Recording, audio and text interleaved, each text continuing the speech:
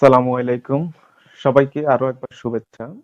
আমরা আজকে কথা বলবো বিওকিউ বা বিল অফ কোয়ান্টিটি নিয়ে। বিওকিউ বা বিল অফ কোয়ান্টিটি হলো একটা প্রজেক্টের রূপরেখা। অর্থাৎ আপনার কাছে যখন একটা প্রজেক্টের ডিজাইন ড্রয়িং থাকবে, এই ডিজাইন ড্রয়িং এর আলোকে আপনি একটা প্রজেক্টকে বাস্তবায়ন করতে গেলে আপনার অবশ্যই একটা বিওকিউ দরকার। তো তাহলে প্রথমেই আমরা জেনে নিই আসলে বিওকিউ জিনিসটা কি এবং এর কি থাকে। তো বিওকিউতে সাধারণত থাকে description of works, quantity, unit, analysis rate, amount. Description of works কি? এখানে প্রত্যেকটা কাজের আইটেম ওয়াইজ ডেসক্রিপশন উল্লেখ করা থাকে এবং সেই ডেসক্রিপশনের ডিটেইলস এখানে দেয়া থাকে এবং সেই আইটেমের এস্টিমেটেড কোয়ান্টিটি এখানে উল্লেখ করা থাকবে এবং সেটার ইউনিট থাকে একটা নির্দিষ্ট। সেটা কি স্কোয়ার মিটারে হবে নাকি কিউবিক মিটারে হবে, কখনো কখনো স্কোয়ার ফিট, কিউবিক ফিট, বিভিন্ন রকম হতে পারে।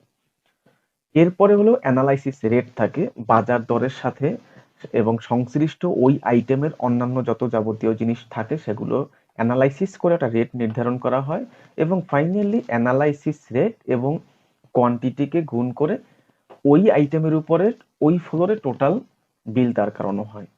এটাই হলো মূলত একটা বিওকিউ বা বিল অফ কোয়ান্টিটির বেসিক।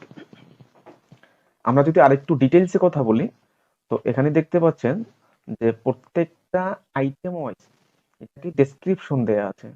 19 নম্বরে আমাদের যে আইটেমটা আছে সেখানে বলা আছে reinforcement cement concrete 1:1.25 to 2.5 using crushed stone aggregate as in column and lift wall including form works with 100% sillet sand FM 2.5 all as specified।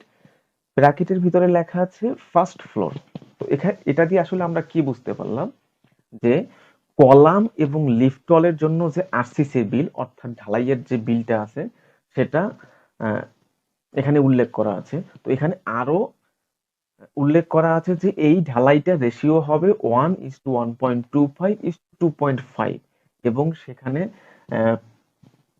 ভাঙা পাথর ব্যবহার করতে হবে, সাথে 100% সিলেট স্যান্ড ব্যবহার করতে হবে যেটা FM 2.5 এবং উইদিন ব্র্যাকেটে লেখা আছে ফার্স্ট ফ্লোর। তার মানে হলো গিয়ে এতক্ষণ যে ডেসক্রিপশন গুলো বলা হলো, এই ডেসক্রিপশন এই রেট শুধুমাত্র ফার্স্ট ফ্লোরের জন্য প্রযোজ্য।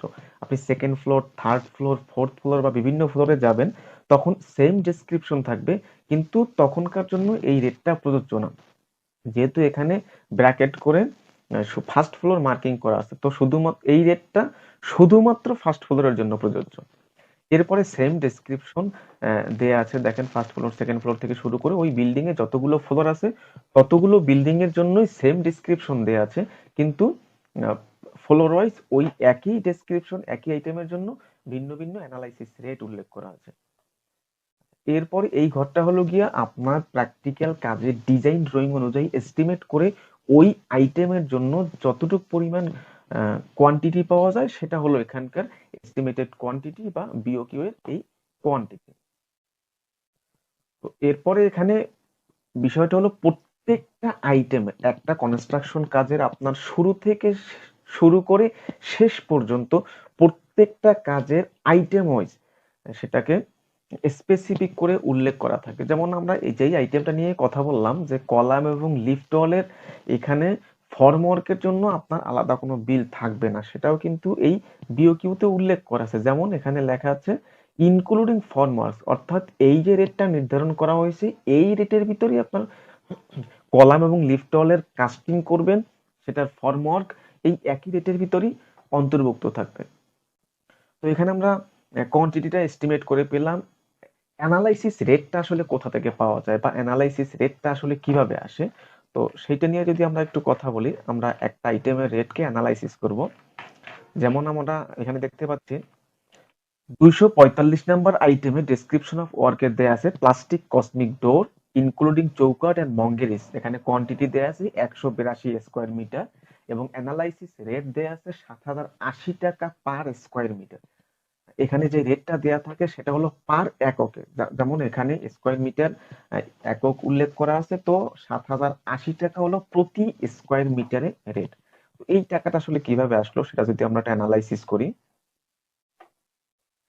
এখন এখানে একটা প্লাস্টিক কসমিক ডোর, টোটাল একটা প্লাস্টিক কসমিক ডোরের মার্কেট প্রাইস বা বাজার দর হলো ৮,৫০০ টাকা। তার সাথে এই কসমিক ডোরটা সেটিং করার জন্য আপনার হেড মেশন দরকার হবে, স্কিল লেবার দরকার হবে। হেড মেশন কয়টা দরকার হবে? 0.33 নোস, অর্থাৎ আপনার একটা মিস্ত্রি একদিনে এরকম 3টা দরজা সেটিং করতে পারে, যার জন্য 0.33 নোস নেওয়া হয়েছে একটা দরজা ফিটিং এর জন্য। তো 0.33 নোস হেড মেশন দরকার, এবং একজন হেড মেশনের জন্য দৈনিক হাজিরা নির্ধারিত হলো 750 টাকা। এটা আপনি পিডব্লিউডি শিডিউল অফ রেটস এর ভিতরে গেলে এই নির্ধারিত রেট গুলো পাবেন, এবং এমইএস অর্থাৎ প্রত্যেকটা ডিপার্টমেন্টের শিডিউল অফ রেটস এর ভিতরে এই রেট গুলো নির্ধারিত থাকে, কোন লেবার দৈনিক কত টাকা হাজিরা পাবে। এবং স্কিল লেবার 0.66 জন লাগবে, এবং তার জন্য নির্ধারিত হাজিরা হলো 550 টাকা। তাহলে এখানে খরচ আসতেছে 363 টাকা। তাহলে একটা প্লাস্টিক দরজার দাম ৮,৫০০ টাকা, হেড মেশনের জন্য খরচ 247 টাকা 50 পয়সা, স্কিল লেবারের জন্য 363 টাকা। তাহলে মোট টাকার পরিমাণ আসে ৯,১১০ টাকা 50 পয়সা। এই টাকার উপরে আপনার 10% ঠিকাদারের প্রফিট নিতে হবে। তো 10% ঠিকাদারের প্রফিট নিলে আসে ৯১১ টাকা ৫ পয়সা। তার উপরে 3.5% ওভারহেড এক্সপেন্স 318.87 টাকা আসে। তো টোটাল টাকার পরিমাণ দাঁড়ায় তখন 10,340 টাকা 42 পয়সা। তো এই যে 10,340 টাকা 42 পয়সা আসলো, এর উপরে আপনার 7.5% ভ্যাট যুক্ত হবে। তাহলে টোটাল টাকার পরিমাণ আপনার আসে হলো 11,115 টাকা 95 পয়সা টোটাল একটা দরজার জন্য। তো টোটাল একটা দরজার জন্য যদি আমার আসে 11,115 টাকা, তো আমার ওখানে রেট হিসাব করা আছে স্কোয়ার মিটার হিসেবে। তো একটা দরজার আমার সাইজ হলো 2.1 মিটার বাই 0.75 মিটার। তো তাহলে টোটাল আসে 1.57 স্কোয়ার মিটার। তো তাহলে এটাকে যদি এই 11,115 টাকা 95 পয়সাকে যদি আমরা 1.57 দিয়ে ভাগ করি, তাহলেই আমাদের এটা ফিগার এসে দাঁড়ায় 7,080, অর্থাৎ 7,080 টাকা প্রতি স্কোয়ার মিটারের রেট। তো আসলে এভাবেই এই অ্যানালাইসিস রেটটা আসে। তো এখন আপনাকে যদি যখন আপনি বিকিউটা বা বিওকিউটাকে অ্যানালাইসিস করবেন, অ্যানালাইসিস করার পরে দেখলেন যে আপনার প্লাস্টিক কসমিক ডোরের জন্য 7,080 টাকা আপনাকে সরকার দিচ্ছে, বা আপনার সাথে কন্ট্রাক্টকারী প্রতিষ্ঠান আপনাকে দিচ্ছে। তো তখন চাইলেই আপনি এই টাকার ভিতর দিয়েই আপনি দরজা কিনতে পারবেন না। তাহলে আপনার দরজা কিনতে হলে কি অ্যানালাইসিস করতে হবে? সেই দরজাটা কিনতে হলে আপনাকে অ্যানালাইসিস করতে হবে যে আমি অ্যাকচুয়ালি দরজা কেনার জন্য কত টাকা পাচ্ছি, সেটা আপনাকে মাথায় রাখতে হবে। তো আপনি এখানে দেখেন যে একটা দরজা কেনার জন্য কেনা, ভ্যাট, ট্যাক্স, ওভারঅল খরচ মিলিয়ে আপনি 11,115 টাকা পাচ্ছেন টোটাল। কিন্তু এই 11,115 টাকা দিয়ে আপনি দরজাটা কিনতে পারবেন না। আপনি দরজাটা কিনতে পারবেন সর্বোচ্চ 8,500 টাকা দিয়ে। কারণ এই 8,500 টাকার পরে আপনার লাগানোর খরচ ধরা হয়েছে, সেটার উপর ঠিকাদারের প্রফিট ধরা হয়েছে, ওভারহেড এক্সপেন্স ধরা হয়েছে, 7.5% ভ্যাট ট্যাক্স ধরা হয়েছে।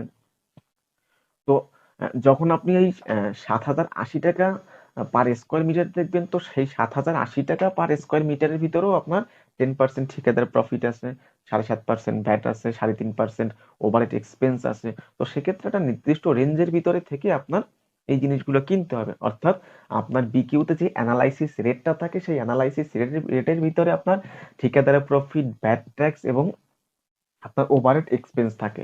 তো সেগুলো হিসেব করে প্র্যাকটিক্যালি আপনাকে প্রত্যেকটা জিনিস পারচেজ বা কস্টিং এর হিসাব করতে হবে।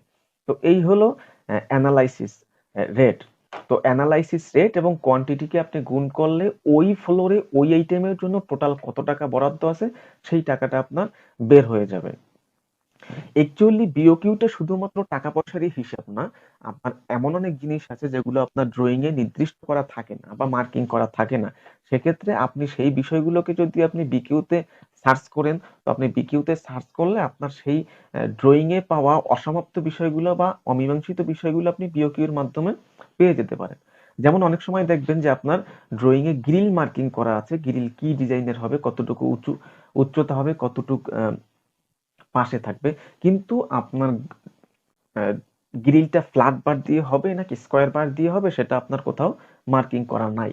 সেক্ষেত্রে আপনি আপনার যদি বিওকিউ কে সার্চ করেন, আপনার সেই সমস্যার সমাধান আপনি পাবেন বিওকিউ এর মাধ্যমে। যেমন এইটা, এই যে দেখেন এখানে লেখা আছে supply and fixing of steel window design grill made of 19x5 mm FI bar as per design and specification welding including welding all fitting hold fast etc embedded in PCC blocks etc etc আরো লেখা আছে। যাই হোক, তো এখানে বিষয় হলো গিয়ে আপনার এটা এফআই বার দিয়ে করতে হবে, এবং অর্থাৎ এখানে আপনি বিওকিউ দিকে বুঝতে পারলেন যে আপনার ফ্ল্যাট বারের সাইজ হবে 19 মিলি বাই 5 মিলি।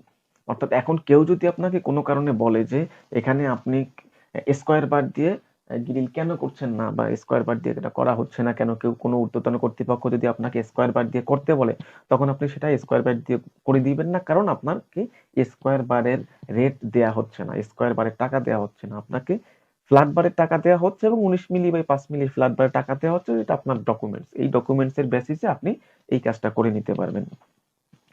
অর্থাৎ শুধুমাত্র ফিনান্সিয়াল হিসাবের বাহিরেও বিকিউটা হলো আপনার কাজের জন্য একটা ইনস্ট্রাকশন স্বরূপ, এবং এখানে প্রত্যেকটা জিনিসের ডিটেলস আপনার এখানে উল্লেখ করা থাকে, কোনটা কত রেশিওতে করবেন এবং কি কি ম্যাটেরিয়ালস থাকবে, কোন ম্যাটেরিয়ালসটা কিসের হবে, কোথায় পাথর ব্যবহার করবেন, কোথায় ব্রিক সিডস ব্যবহার করবেন, ইত্যাদি ইত্যাদি যাবতীয় বিষয়গুলো এখানে উল্লেখ করা থাকে।